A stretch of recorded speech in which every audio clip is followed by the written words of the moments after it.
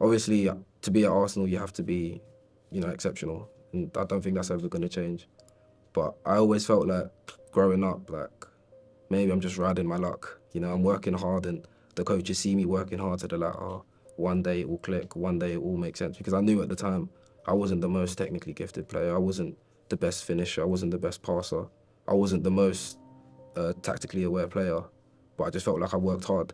And I think with that, it just made me, when I'm looking at other players who can do everything at that age, or were getting better at things, they were scoring, they were assisting, they were working even harder than me. Them days you wake up and you feel like everything's going great.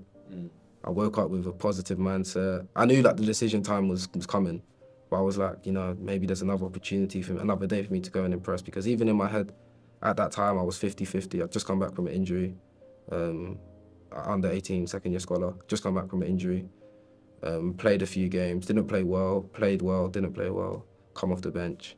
But that day I was like, yeah, it's gonna be a good day. And then I remember getting in, having breakfast, going into the gym, and then the coach at the time, I think it was either a coach or a player, but someone came up to me and was like, oh, the head of the academy, Andriy Shonko, wants to speak to you in the office. And I knew I never got in trouble. I knew I never did anything bad, so I knew it was, it was decision time. So obviously I've gone up to his office, sat down.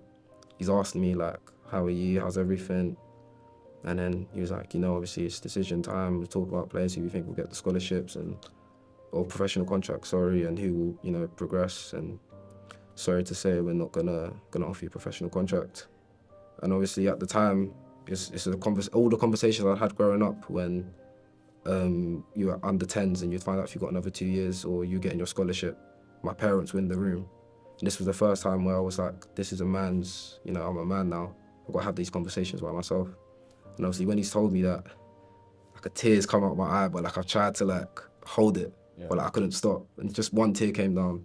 And he was like, obviously, I know you're upset, and I know you've been here for so long, but we're going to support you throughout everything and the journey you're going to take. And then I remember I went to get my phone, called my dad straight away, went outside, just started crying on the phone, told him.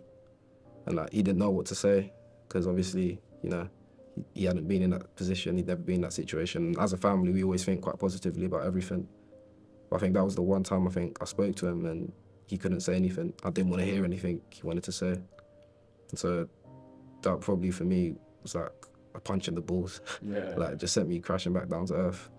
And I called my agent later on in the day and told him, I was like, yeah, I had the meeting, they said they're not gonna offer me a scholarship, professional contract, sorry. Like, where do we go from here? And he was like, oh, leave it with me. I'll sort it out for you. Because I think that was the first time I had to show like mental resilience, mental toughness. Because obviously from like 5, everyone was saying, you're so good, you're great, you're amazing. Signing for Arsenal, wow, you're at Arsenal. Everyone who knew me, I'll play football somewhere, they'd be like, oh, you're good. Do you play for a team? Like, yeah, I'm at Arsenal.